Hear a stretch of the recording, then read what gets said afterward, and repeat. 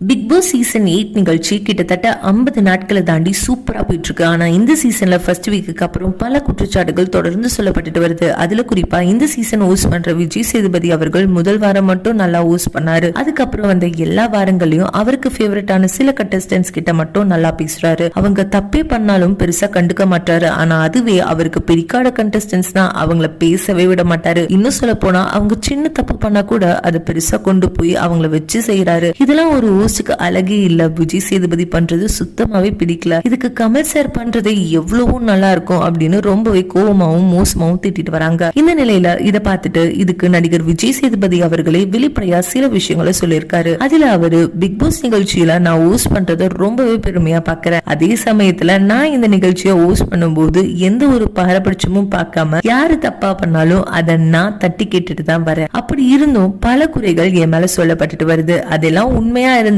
கண்டிப்பா அதை நான் மாத்திக்க ட்ரை பண்ணுவேன். ஆனா அது உண்மை இல்லாத பட்சத்துல என்னால எப்படி அதை ஏத்துக்க முடியும்? இந்த நிகழ்ச்சியை பொறுத்த வரைக்கும் எனக்கு யாருமே ஃபேவரட்லாம் இல்ல. எல்லாருமே எனக்கு ஒரே மாதிரி தான். சச்சனாக்கு படத்துல அப்பாவா நடிச்சேன் அப்படின்றதால அவங்க மட்டும் ஸ்பெஷல். அவங்க என்ன பண்ணாலும் பார்த்துட்டு சும்மா இருப்பேன், அவங்களுக்கு நல்லா சொம்பு அடிப்பேன் அப்படின்னு சொல்றதெல்லாம் ரொம்ப தப்பா இருக்கு. யாரு இப்படி வாய்க்கு வந்தபடிலாம் தப்பா பேசாதீங்க.